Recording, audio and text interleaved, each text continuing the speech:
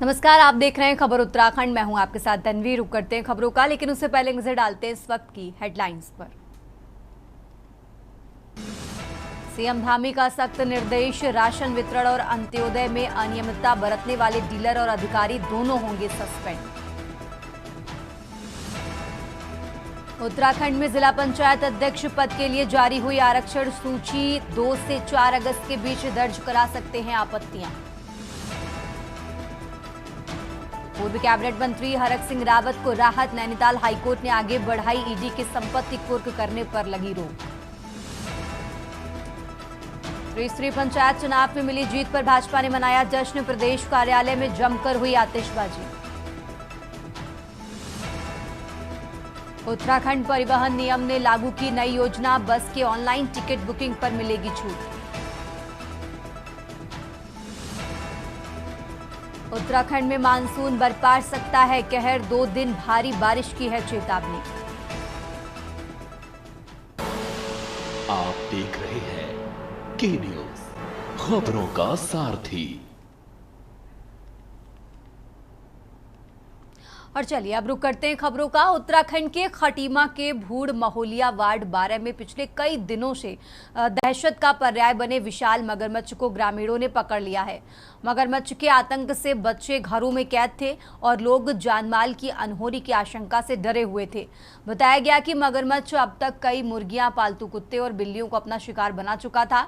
लोगों ने खुद ही जाल और फंदों का सहारा लेकर मगरमच्छ को पानी भरे खेत से निकालने में सफलता पाई है। ग्रामीणों ने तत्काल सूचना वन विभाग के दरोगा धन सिंह को दी। टीम मौके पर पहुंची। मगरमच्छ की ताकत और आकार के चलते उसे काबू में लाना मुश्किल हो गया। स्थानीय लोगों की मदद से रस्सों और जाल से उसे बांधा गया। बारिश के बावजूद सैकड़ों लोग इस दृश्य को देखने उमड़ पड़े। वन विभाग ने मगरमच्छ को सूखी नहर में सुरक्षित छोड़ दिया है।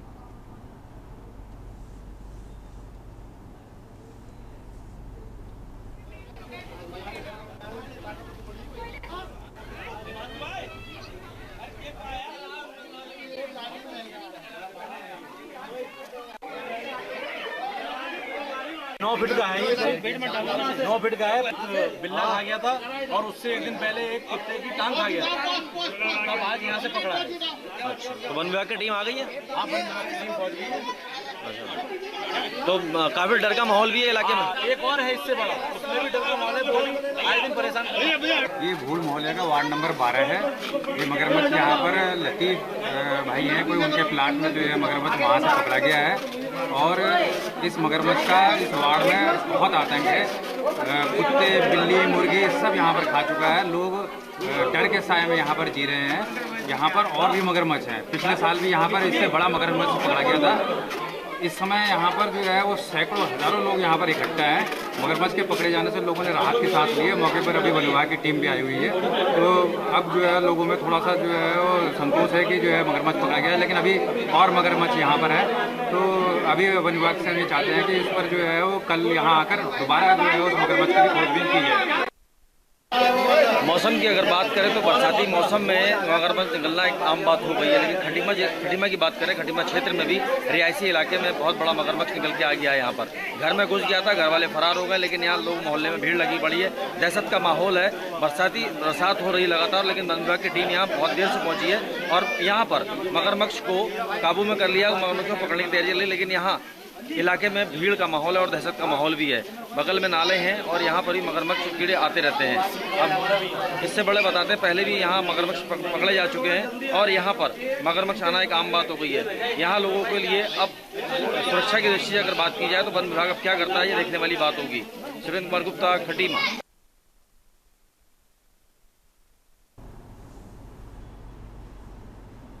और अब खबर बाजपुर से है, जहां एक बड़ा फर्जीवाड़ा सामने आया है। सुल्तानपुर पट्टी इलाके में एक व्यक्ति ने खुद को एक निजी बैंक का प्रतिनिधि बताकर फर्जी ग्राहक सेवा केंद्र खोल लिया और आम लोगों से खाता खोलने, लोन दिलाने व उधार सामान दिलवाने के नाम पर लाखों रुपए की ठगी कर ली। आरोपी ने कई दुकानदारों से भी बैंक के नाम पर लाखों का सामान उधार में लिया। जब लोग अपने पैसों और काम के सिलसिले में केंद्र पहुंचे तो वहां ताला लटका मिला। संचालक से संपर्क न होने पर गुस्साए लोगों ने मौके पर हंगामा किया और पुलिस पुलिस चौकी पहुंचकर कार्रवाई की मांग की। नगर पंचायत अध्यक्ष राजीव कुमार सैनी को जैसे ही घटना की जानकारी मिली, वे तुरंत मौके पर पहुंचे और पीड़ितों के साथ पुलिस को तहरीर सौंपी। फिलहाल आरोपी फरार है और पुलिस उसकी तलाश में जुटी हुई है।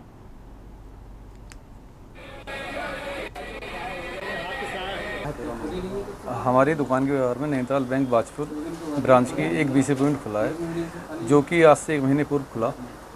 उसने 1-2 दिन ओपन किया, व्यापारियों में अपना उसने विश्वास जमाया। उसके बाद व्यापारियों से उसने लेन देन शुरू करा धीरे धीरे। उसके बाद वो लगभग व्यापारियों के 2.5 लाख रुपए के लगभग नकदी और सामान दोनों मिला के 2.5 लाख रुपए और एक व्यापारी की बाइक लेके वो यहाँ से फरार है। अभी उसका कुछ पता नहीं है। काफ़ी बार हमने उससे बातचीत करने की कोशिश की है, उससे कोई भी बातचीत नहीं हो पा रही है। हम सब व्यापारियों के बराबर में एक नैनीताल बैंक बाजपुर की यहाँ पे BC पॉइंट खुला था और यहाँ पे 1 महीने लगभग पूर्व उसने यहाँ पे ओपन किया इसको, और हम सब व्यापारियों को विश्वास में लेकर विश्वास में लेकर इसने यहाँ पे खाते खुलवाए और हम लोगों ने लेन देन किया। लगभग बाद में इसने इसको बंद कर दिया और बाबा फ़ोन करने के बाद भी हमसे संपर्क नहीं कर पाया और लगभग ये हम सब व्यापारियों का ये लगभग 2.5 लाख के लगभग ये रकम लेके जा चुका है और एक बाइक भी है और उसके बाद इससे संपर्क नहीं हो पा रहा है।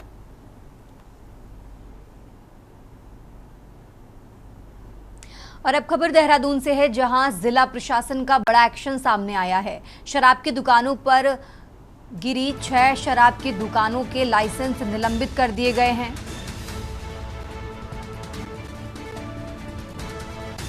सड़क सुरक्षा में बाधक बन रही थी ये दुकानें, चेतावनी के बाद भी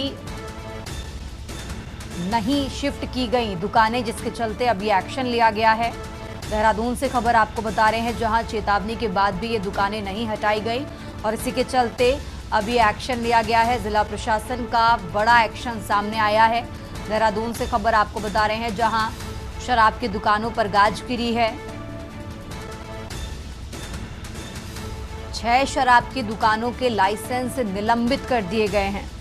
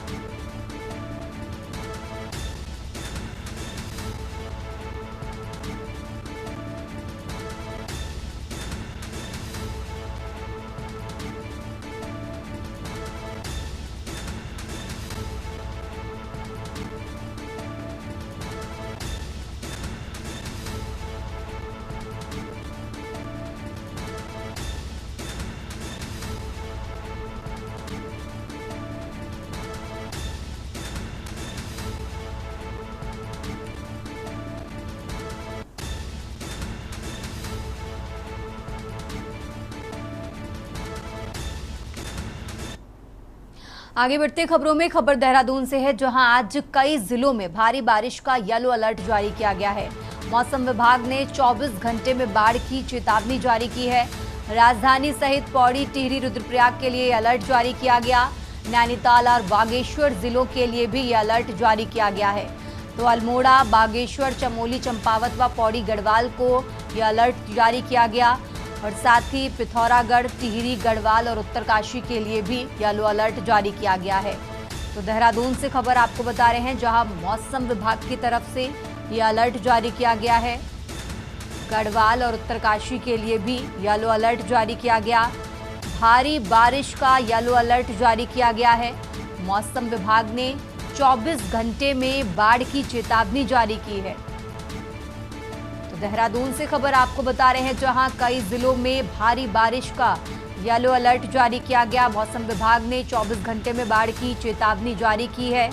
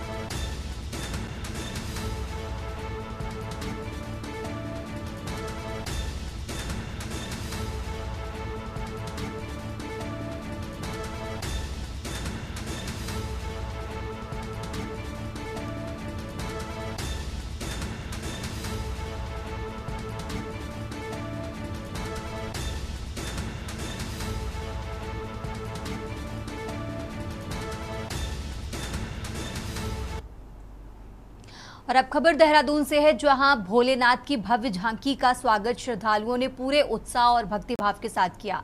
देहरादून के किशन नगर चौक के पास टपकेश्वर महादेव मंदिर से निकली भगवान भोले शंकर की झांकी को श्रद्धालुओं ने फूलों और जयकारों के साथ विदा किया। ये झांकी हरिद्वार की ओर प्रस्थान कर चुकी है। महंत भरत गिरी महाराज ने जानकारी दी है कि भगवान भोलेनाथ अब अपनी गुफा से नगर भवन की ओर प्रस्थान कर चुके हैं। वे आगामी हरिद्वार में गंगा स्नान करेंगे और उसके बाद 2 दिन तक जंगल में विश्राम करेंगे। देहरादून की प्रसिद्ध शिव बारात शोभा यात्रा 7 अगस्त को धूमधाम से निकाली जाएगी।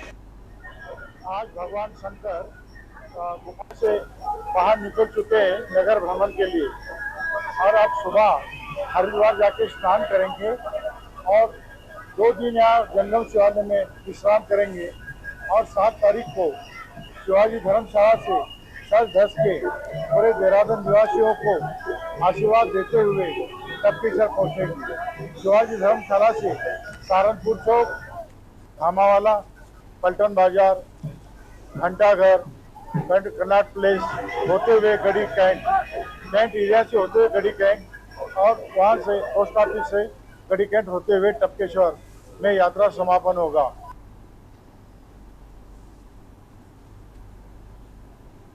रुक करते हैं अगली खबर का। लक्सर से होकर गुजरने वाली रक्षाबंधन पर्व के आसपास रेलगाड़ियों में सीटों को लेकर मारामारी शुरू हो गई है। सबसे ज्यादा बुरा हाल पूर्वांचल को आने वाली ट्रेनों में है। इनमें अधिकांश गाड़ियों में 15 अगस्त तक स्लीपर क्लास की सारी सीट पहले ही बुक हो चुकी हैं।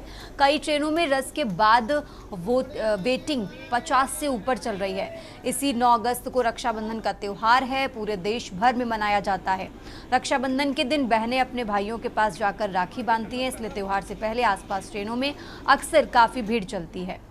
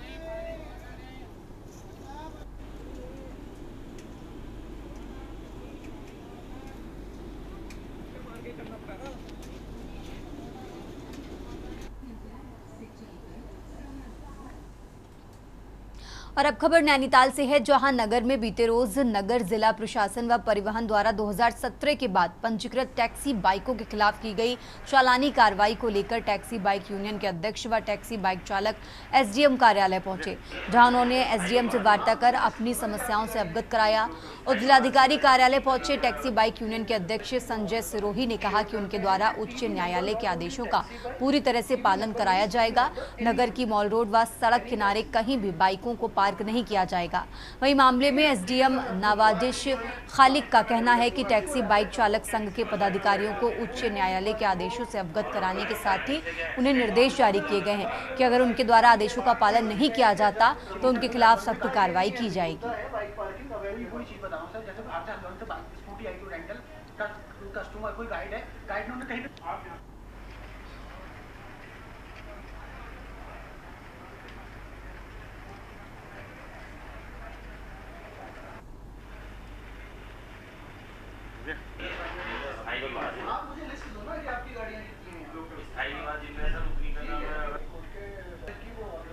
श्योर करते हैं कि TV number not only taxi bike, TV number means TV number any vehicle, any taxi bike. ठीक है ठीक है सर, इस चीज का मैं ध्यान रखूंगा कि किसी में साइकिल बैठे होते हैं तो अभी जो ये टैक्सी स्कूटी बाइकों के जो लगातार धड़ाधड़ चालान हुए थे या गाड़ियां सीज हुई थी, हमारे इस मामले में थोड़ा सा बात होनी थी उनसे कि खाली सिर्फ ये चालानी कार्रवाई जो है स्कूटी बाइकों के लिए ही होती है या 4 व्हीलर के। तो एसडीएम साहब ने कहा कि 2-4 गाड़ी 4 व्हीलर के भी चालान हुए थे। जैसा कि उन्होंने बताया है ऑनरेबल हाईकोर्ट के ऑर्डर के अकॉर्डिंग माल रोड में टीवी नंबर का कोई भी वाहन अलाउड नहीं है। तो हमने उन्हें अपना एक बताया है कि हम माल रोड पे किसी टाइप की कोई गाड़ी या नो पार्किंग जोन जो होगी गाड़ी, उसमें गाड़ी कोई भी पार्क नहीं होगी। देखिए, आज अभी थोड़ी देर पहले टैक्सी बाइक एसोसिएशन के जो पदाधिकारी हैं सम्मानित, वो आज इस कार्यालय में आए थे और अपनी कुछ बातें रखने आए थे, तो जिसमें उनको स्पष्ट रूप से अवगत करा दिया है कि माननीय उच्च न्यायालय के जो निर्देश हैं कि टीबी नंबर या 2017 के बाद के जो रजिस्ट्रेशंस हैं उनकी प्लाइंग पे रिस्ट्रिक्शंस है, तो उसी अनुसार उनको समझाया गया है कि इस चीज़ को अवॉइड करें, अन्यथा की दशा में एनफोर्समेंट की कार्रवाइयाँ जारी रहेंगी।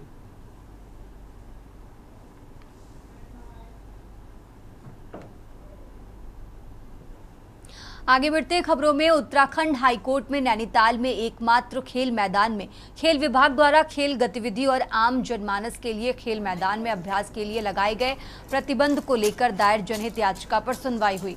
मामले की सुनवाई के बाद कोर्ट की खंडपीठ ने आम जनमानस के अभ्यास के लिए खेल मैदान को खोलने व खेल गतिविधियों के लिए उपलब्ध कराने के निर्देश दिए हैं। मामले की सुनवाई के लिए कोर्ट ने 18 अगस्त की तारीख अब तय की है। आपको बता दें कि नैनीताल निवासी उन्नति पंत उच्च न्यायालय में जनहित याचिका दायर कर कहा कि नैनीताल नगर के एकमात्र खेल मैदान में खेल विभाग द्वारा कुछ ही खेलों को खेलने की अनुमति देने के साथ ही स्थानीय लोगों के प्रवेश व अभ्यास करने पर बैन लगाया गया। याचिकाकर्ता का कहना है कि नगर के एकमात्र खेल मैदान में खेलों के साथ ही कई तरह की गतिविधियां भी कराई जाती रही हैं। याचिका में कोर्ट से खेल मैदान को खिलाड़ियों के अभ्यास व अन्य खेल गतिविधियों को खोलने की प्रार्थना की गई थी। झंडा हिल रहा था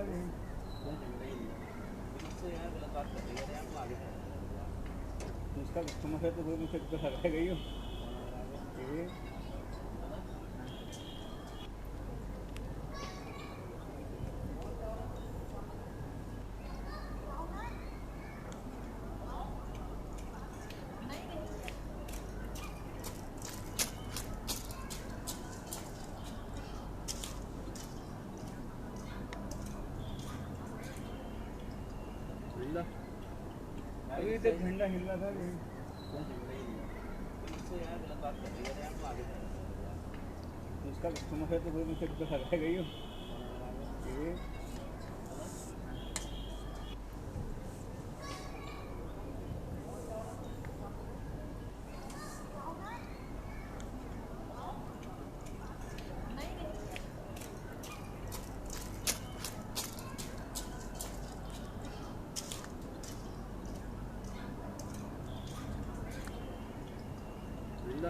ऐसे मैदान में जो पिछले बहुत सालों से खेल गतिविधियां हो रही थी उस पर खेल विभाग द्वारा रोक लगाई गई थी।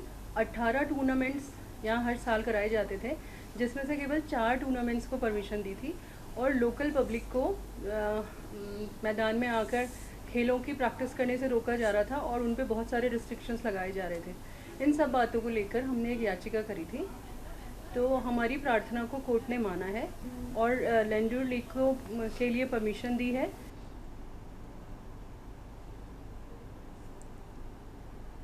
रुक करते हैं अगली खबर का। रुड़की कोतवाली में एसपी देहात शेखर चंद्र सुयाल ने 3 अहम मामलों का खुलासा किया। पहले मामले में अंतर्राज्यीय बाइक चोर गिरोह का भंडाफोड़ किया गया। गिरोह के 3 सदस्यों को गिरफ्तार कर पुलिस ने 11 चोरी की मोटरसाइकिलें बरामद की हैं। गिरफ्तार आरोपियों में से एक हरिद्वार और एक शाहजहांपुर यूपी का निवासी है।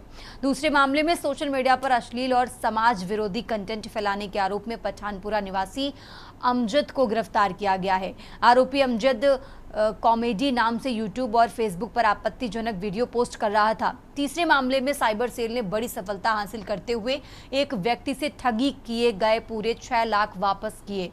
पीड़ित को डिजिटल अरेस्ट के नाम पर यह ठगी की थी।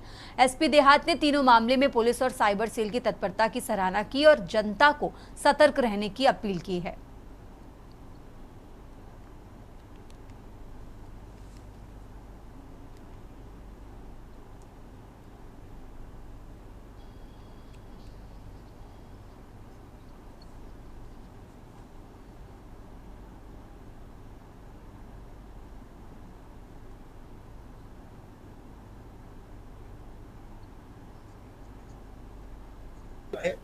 पहला तो रुड़की थाने ने 11 बाइकों 3 चोरों के साथ रिकवर किए, जिसमें 4 मुकदमे ऑलरेडी दर्ज हैं।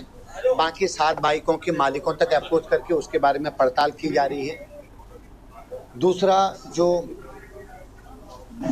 दूसरा जो मामला है वो है साइबर फ्रॉड का, जिसमें हमारी साइबर सेल ने किसी शख्स जो रुड़की वासी हैं, जिन्होंने 1 महीना पहले कंप्लेंट दी थी कि उनको डिजिटल अरेस्ट करा करके 6 लाख रुपए की ठगी करी थी। आगे बढ़ते खबरों में, भीमताल की निजी शिक्षण संस्थान में लखनऊ निवासी BCA सेकेंड ईयर की छात्रा की आत्महत्या के मामले में पुलिस जांच में जुटी हुई है। मृतक वाशवी का शव भीमताल के निजी शिक्षण संस्थान में फंदे से लटका मिला था। घटना के बाद पुलिस ने शव कब्जे में लिया और वीडियोग्राफी के साथ पोस्टमार्टम किया है। वाशवी अपनी मौत के बाद कई सवाल छोड़ गई है। परिजनों ने कॉलेज की मैनेजमेंट पर तमाम संगीन आरोप लगाए। उन्होंने कहा कि कॉलेज प्रबंधन बार बार अपने बयान बदल रहा है और किसी तरह का सहयोग नहीं कर रहा। उन्होंने नैनीताल पुलिस से अपनी बेटी को न्याय दिलाने की गुहार लगाई है। 30 जुलाई को आपको बता दें, कमरे में इस छात्रा का शव फंदे से लटका मिला था।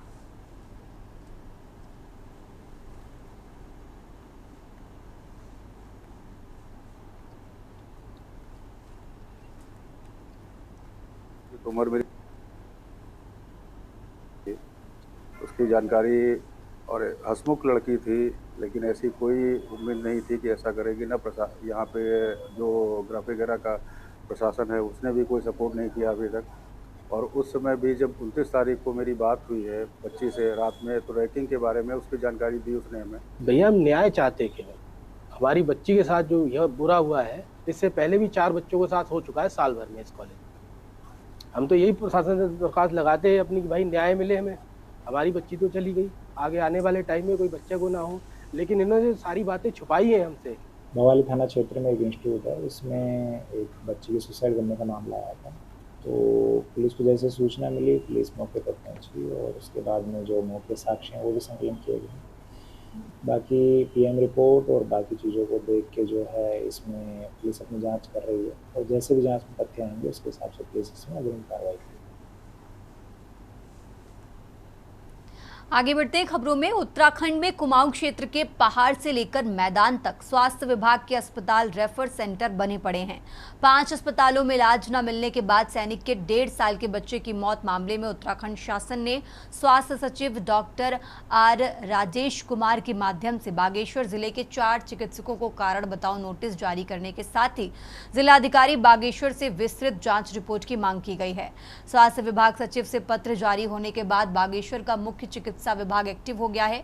CMO बागेश्वर और चिकित्सक ने घटनाक्रम की संपूर्ण जानकारी मीडिया के माध्यम से सामने रखी है। मुख्य चिकित्सा अधिकारी बागेश्वर कुमार आदित्य तिवारी का कहना है कि शासन स्तर पर बागेश्वर जिले की स्वास्थ्य व्यवस्थाओं को गलत तरीके से पेश करते हुए बागेश्वर जिले के चिकित्सकों पर गलत तरीके से कार्रवाई की जा रही है।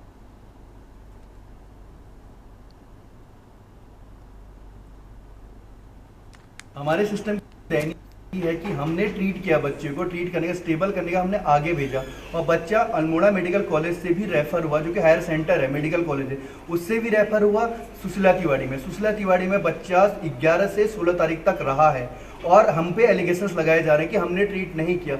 जो बड़ा अस्पताल था जहाँ वो बच्चा पहुँचा है वो बागेश्वर जिला चिकित्सालय है।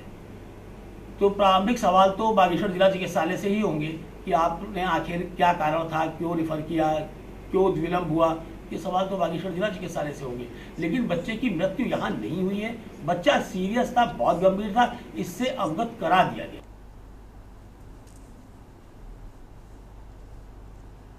रुड़की की गंगनहर कोतवाली क्षेत्र के गुलाबनगर में स्थित एक मस्जिद में धार्मिक शिक्षा लेने गए 11 साल के एक नाबालिग किशोर के साथ 4 आरोपियों ने करीब 4 महीने तक दुष्कर्म किया। यह नाबालिग किशोर मस्जिद में धार्मिक शिक्षा लेने के लिए जाता था। चारों आरोपी भी बताए जा रहे हैं। आरोप है कि एक आरोपी के द्वारा दुष्कर्म की वीडियो भी बनाई गई। मामले की गंभीरता को देखते हुए पुलिस ने चारों आरोपियों के खिलाफ मुकदमा दर्ज कर लिया है। आपको बता दें कि गुलाबनगर में स्थित एक मस्जिद में क्षेत्र का एक 11 साल का नाबालिग किशोर धार्मिक शिक्षा ग्रहण करने के लिए जाता था। आरोप है कि मस्जिद में अनजान करने वाले मुअज्जिन के कमरे से उसकी अनुपस्थिति में 4 आरोपी नाबालिग किशोर को कमरे में ले जाते थे और उसके साथ दुष्कर्म करते थे।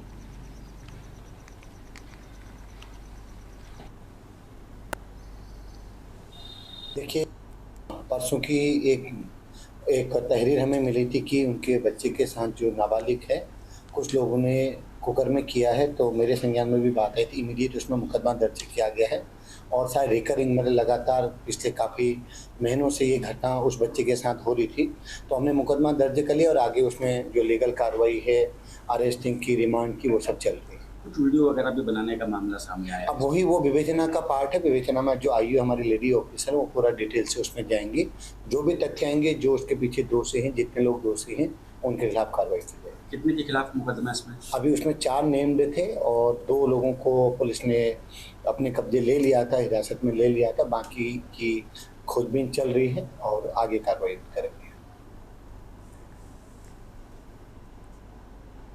आगे बढ़ते खबरों में त्रिस्तरीय पंचायत चुनाव के दौरान जिला पंचायत सदस्य पदों पर निर्वाचित कांग्रेस समर्थित प्रत्याशियों के जिला कांग्रेस कार्यालय में पहुंचने का सिलसिला जारी है। ऐसे में जिला अध्यक्ष विनोद नेगी के साथ कांग्रेसी कार्यकर्ताओं द्वारा उन्हें गर्मजोशी से फूल मालाओं तथा मिष्ठान वितरित कर सम्मानित किया गया। कांग्रेस कार्यालय पौड़ी पहुंचे जिला पंचायत सदस्य पद पर कालो सीट से विजयी कर्मवीर भंडारी, बढ़ेत सीट से बुद्धि सिंह चौहान, नौड़ी सीट से सीमा चमोली, गढ़वाल सीट से चैत सिंह, कोटा सीट से दीपिका इस्टेवाल के कांग्रेस कार्यालय में पहुंचने पर उनका सम्मान किया गया।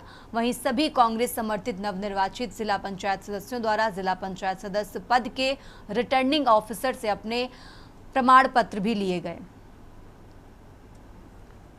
इस प्रकार इस बार हमें मैंडेट दिया है जनता ने।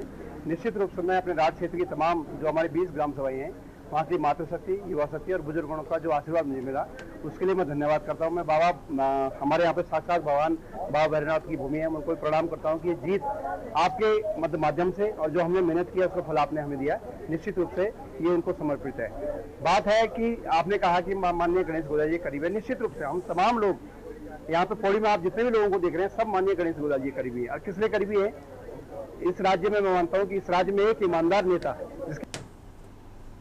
इस बुलेटिन में फिलहाल इतना ही। आप देखते रहिए के न्यूज़ इंडिया।